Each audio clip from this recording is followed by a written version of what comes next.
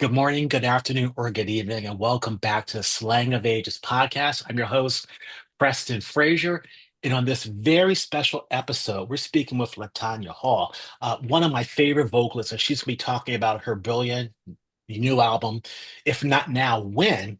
The album comes out October 10th, so it should be available now for you on your favorite platforms. Latanya, how are you?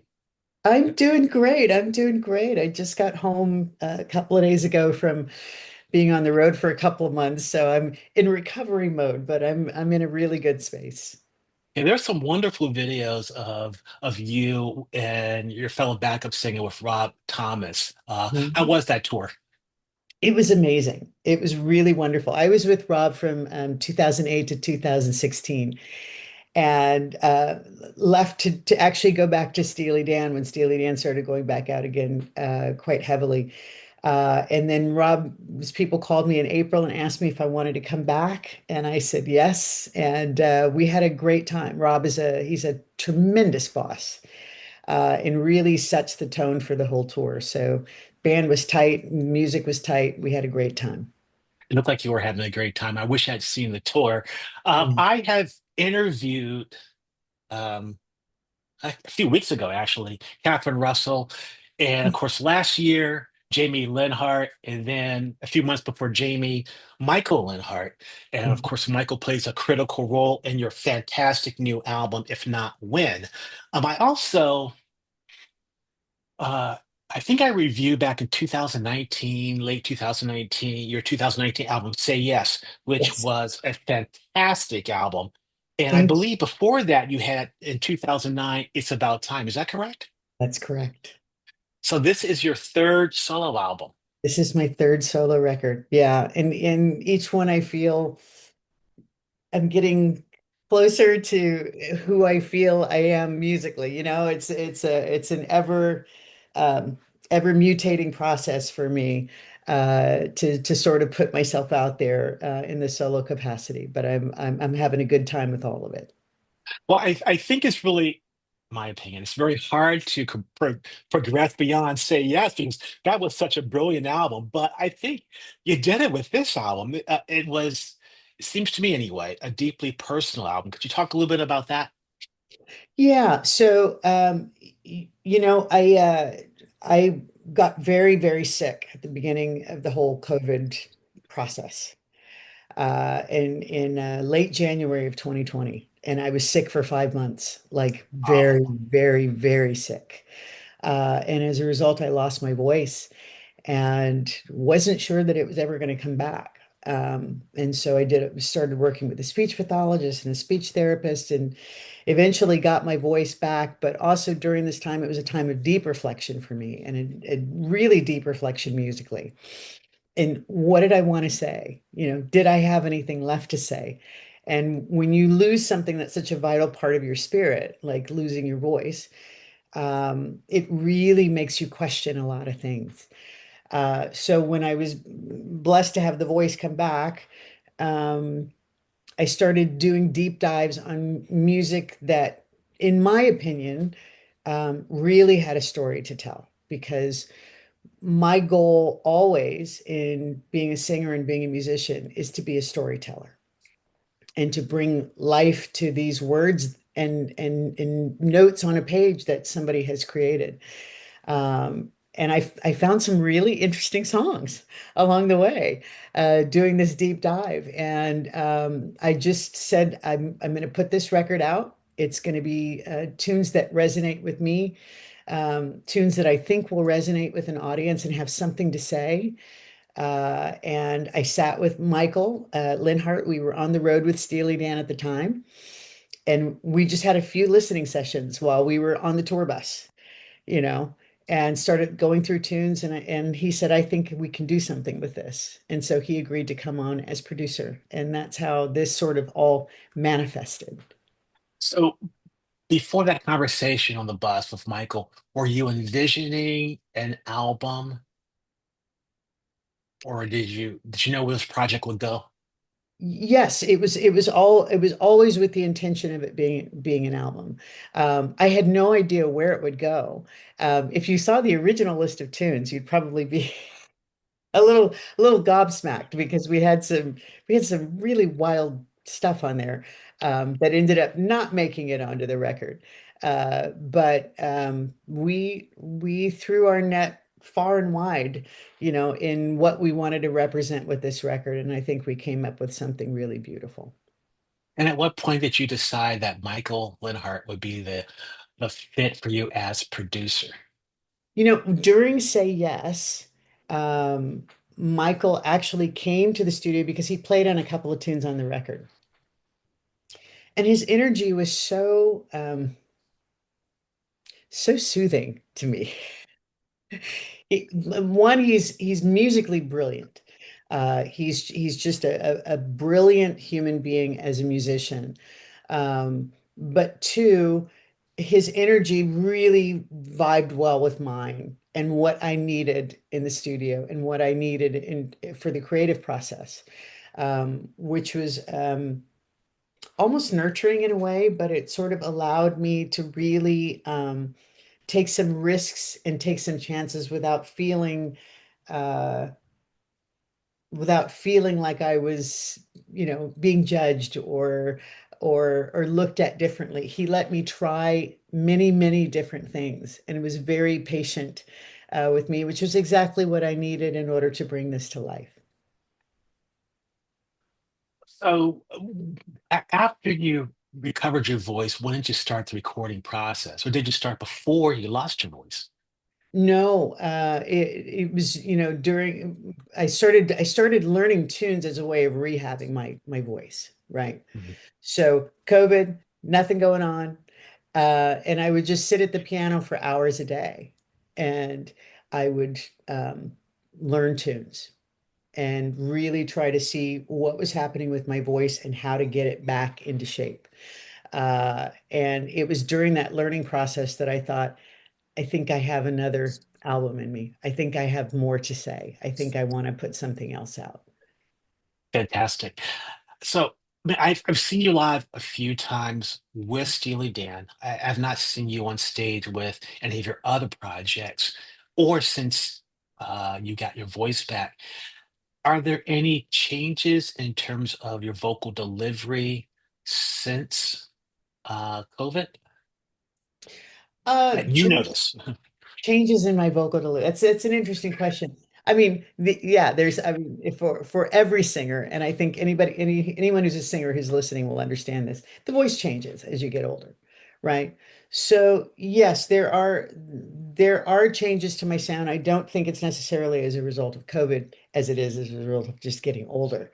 Um, but I think there's much more of a resonance and a deepness to my sound, um, just based on living and life, right?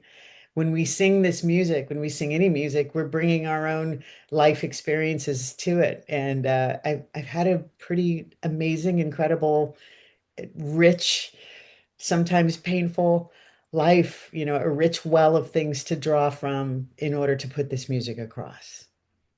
That's fascinating because I've been listening to Say Yes kind of repeatedly since I reviewed it back when, and then of course, if not now, when, both of which I love.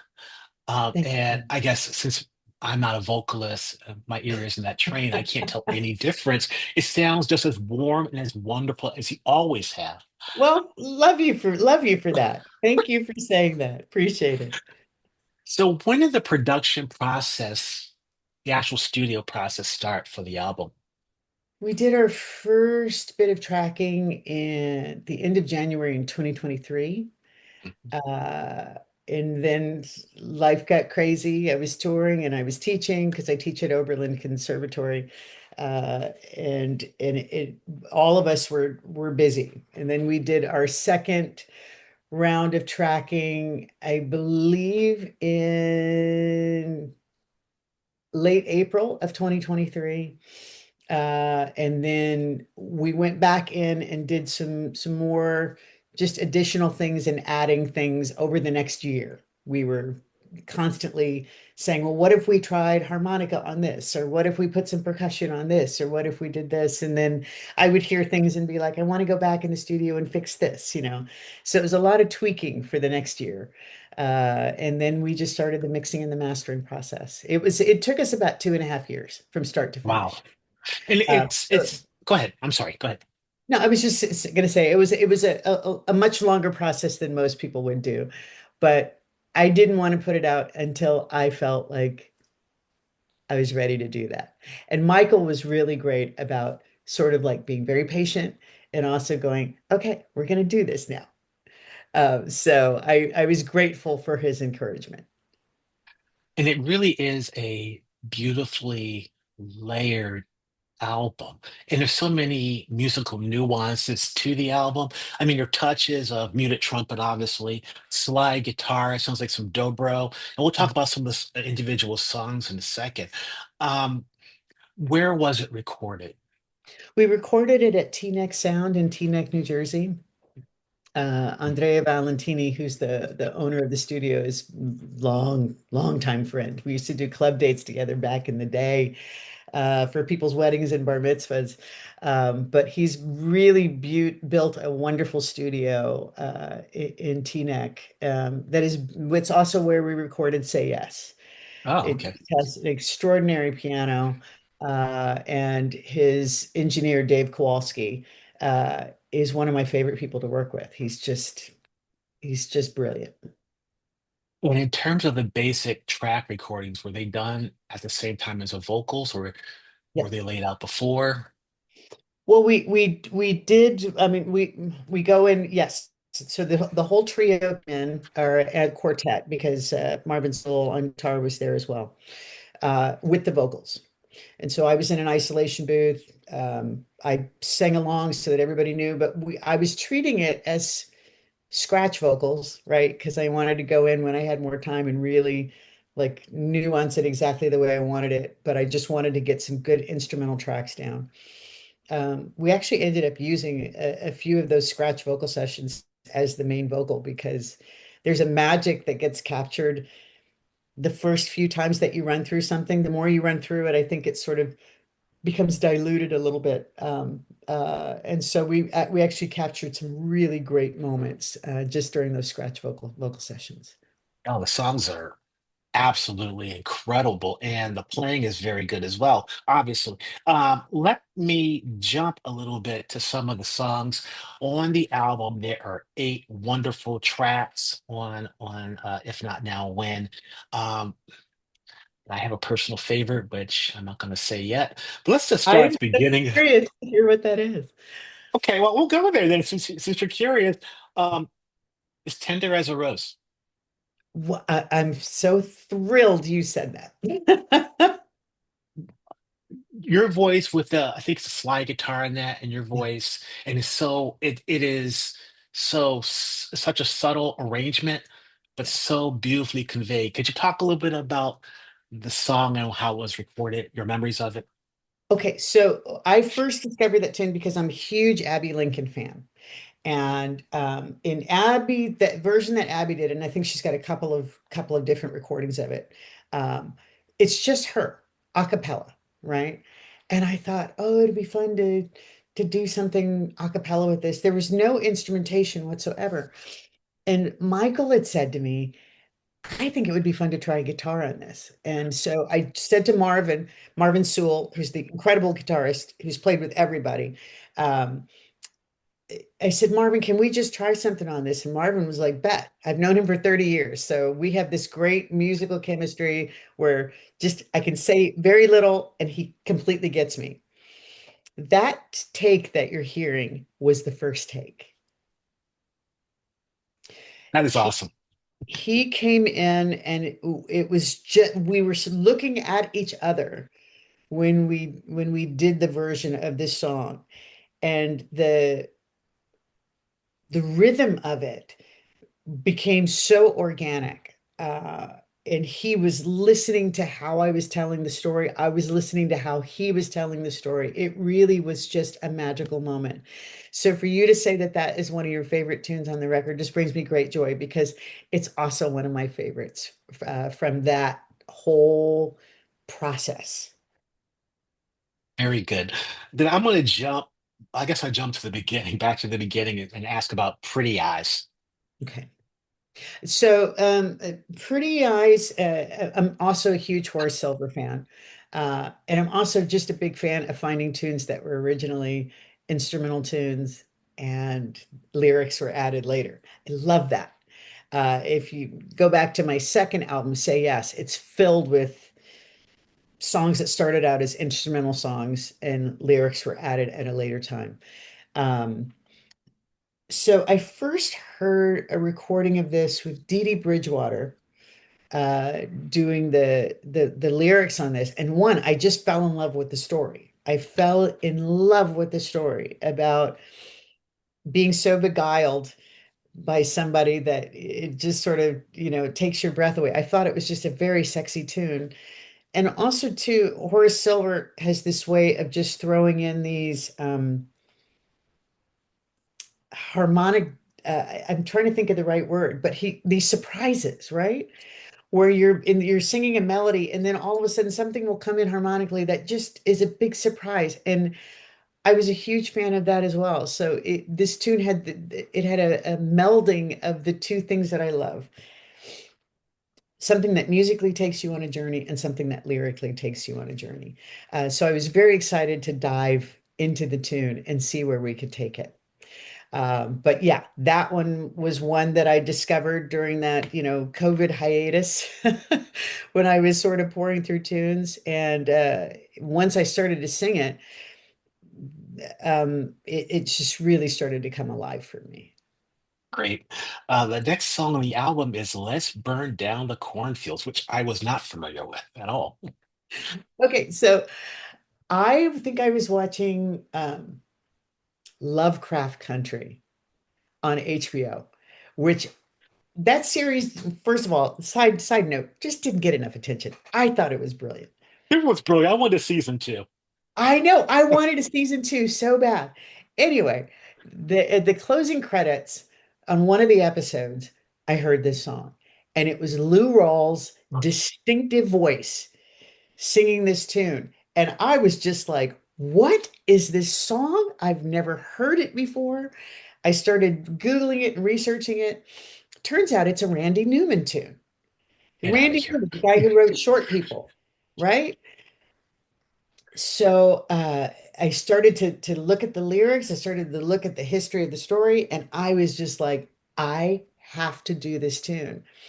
One, in tribute to Lou Rawls, who is another one who just he was amazing, right? And didn't get his due. But also too, I love Randy Newman. I just think he's a quirky, astute lyricist and storyteller. And so to be able to pay tribute to two artists that I admire so greatly and love so greatly was a lot of fun for me to dig into that tune. Oh, it's wonderful. I love, again, I think it's another song with the slide guitar on it, or maybe a Yep. dobro, but probably a slide, and the beautiful muted trumpet as well. And Yeah. I'm embarrassed I did not know that was Lou Rawls, since my dad was such a big Lou Rawls fan. And I met Lou when I was a kid, and Randy Newman, I'm a big fan of his too. So I have to find the original. You do, you do. Well, first of all, Randy Newman's, he's the original because he wrote the tune, is very different from Lou Rawls. But Sure. something about Lou Rawls's version is just, it's gritty. It's coming from his gut, right? Mhm. So I would be very interested to hear your opinion on both of those versions at some point. Now check it out. Next on my list is A Turtle's Dream. Mhm. It's another Abby Lincoln tune, one that she Okay. wrote.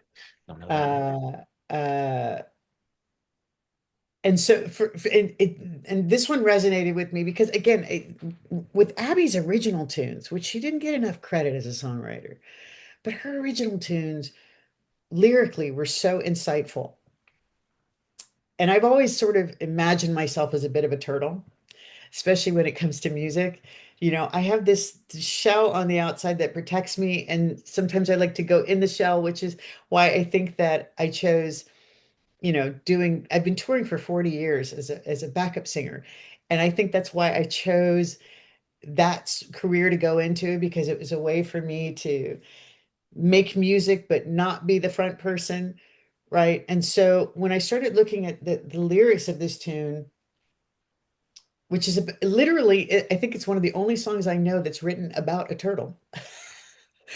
But the turtle is in its shell under the water and wishing that it could be a bird, or wishing that it could be a lion, and wishing that it could be anything that it is, and then when what it is. And it's about being grateful for what you have, because when the turtle sort of takes stock of everything that he has this house that goes with him wherever he wants to go. He can swim the ocean, he can swim the sea. He begins to be grateful for the things that he has in his life. And that tune sort of became an anthem for me, um, lyrically, about really just being grateful for all the things that you do have and that you are able to do, versus always thinking about what could be. It's living in that moment, right? And so this is another one that just lyrically just really sat very much in my spirit. That is so powerful, and I think it's a great lead in to the next song, which is "Long Is You're Living Yours," which is so poignant. Well, Talk about that a little bit. it's just called Long as You're Living. I think that was Leslie. a Okay. Okay. a typo on the track list. But that's an Yep. Oscar Brown Jr. tune. And that was another one that it first attracted me harmonically, because again, it goes unexpected places, and that always is a turn on for me musically. Um, but lyrically, whoo, that's another one that's really powerful. And I do this one live quite a bit. And I always talk about how we're so divided right now in this country. And no matter what side of the fence that you fall on, we still have to be really grateful for what we have and where we are. And Oscar talks a lot about that lyrically. It's, especially when he says, "Forgive me if I seem to preach, but there was something that I had to say, a message that I hope will reach people who are throwing life away. I call it my philosophy. And so I pass it on to you because it works so well for me, helps me get away from strife. If you listen carefully, they say the truth will set you free. And that's the way you ought to be, because, brother, this is your life." Right?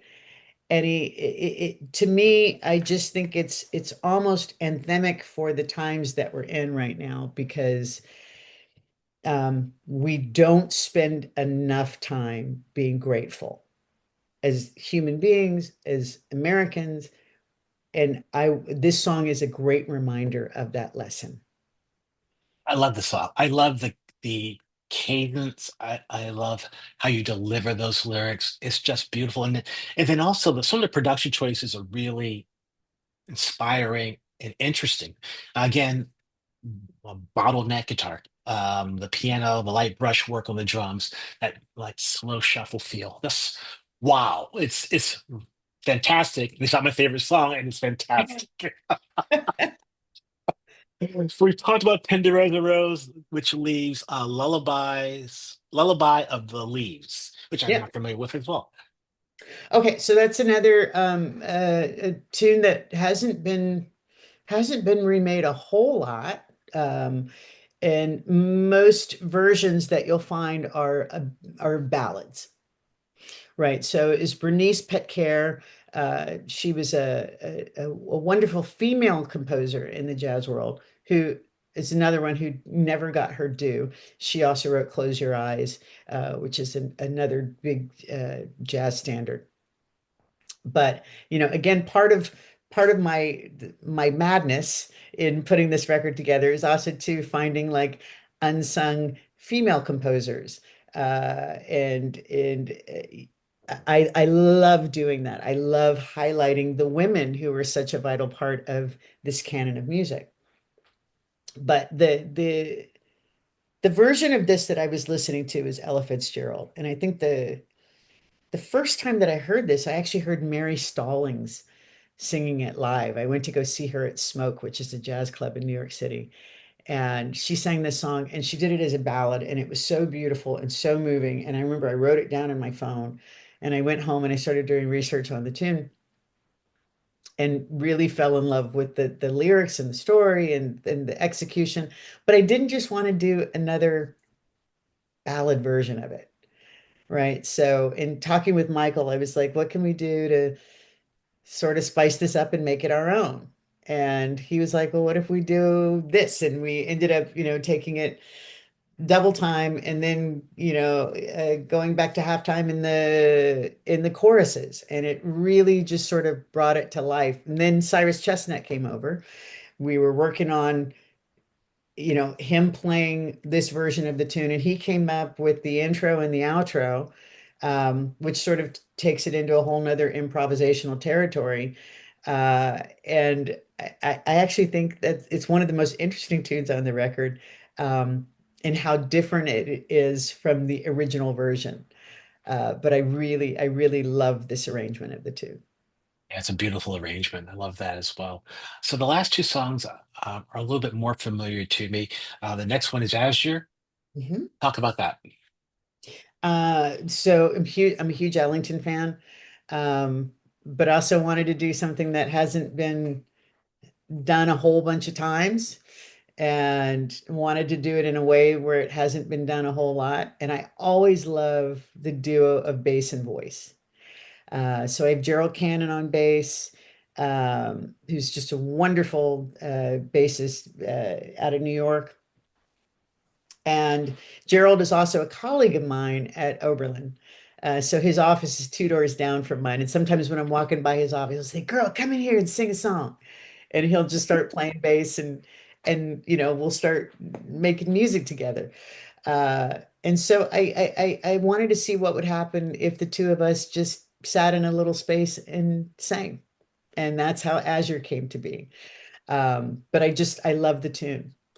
I love the space. I love the simplicity. Uh, and I wanted to do it on the record. Yeah, it's beautiful. Thank you so much. And then the last one is uh, Daydreaming. Daydreaming, Wow. which actually came about in a very surprising way because, as I said, I'm an educator.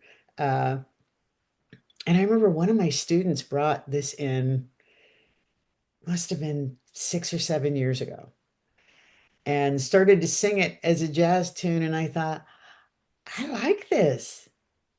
I like this. And so when we got the band together to do some rehearsal, I just wanted to see where we could take it from a jazz perspective. First thing I did was get together with Marvin, the guitar player, right? And his playing always inspires me. Uh, so Marvin came up with this sort of almost folkish entree into the tune, which sort of set the mood for the rest of the vibe. And we sort of built the rest of it off of that. But that was one that we sort of went back and forth with on the arrangement and back and forth on how we were going to finish this song because I didn't want to do anything that resembled Aretha Franklin. I don't sing like the Aretha Franklin. I don't sound like Aretha Franklin. I'm not trying to compete with Aretha Franklin, right? There's one Aretha Franklin, and she was an icon for a reason. But the lyrics and the story of this tune were amazing. And this was a tune I believe she wrote with her sister. Okay. Um, uh, and again, highlighting those female composers. And I don't think that most people know that she wrote this tune or know that it was something that she collaborated with her sister on. Right. And so I wanted to really sort of highlight that on this record. And it's a complete departure from everything else on the record. And we had the wonderful Gregoire Murray who came in and did just a virtuosic harmonica solo on it. Um, yeah, I hope people like it. It is a departure from the rest of the album, which is it's a great departure. It's a great left turn, in my opinion. I love it. I was shocked to hear it. And I haven't listened to the original in years. And of course, I know the song, and I just love the combination of tunes that you have on If Not Now, When. 8 songs. So the question is, were there more recorded for the album, which you decided not to put on the album? Yes, there was more recorded. Um, sometimes in the recording process, it's like every time that I've put together an album, I've always had more tunes recorded than ended up on the record because some things just don't work, right? And so there were some tunes that I tried uh, that I really thought would be cool and interesting to put on the record, and really it would have steered it in a completely sort of more rootsy direction. But we tried them, it didn't work.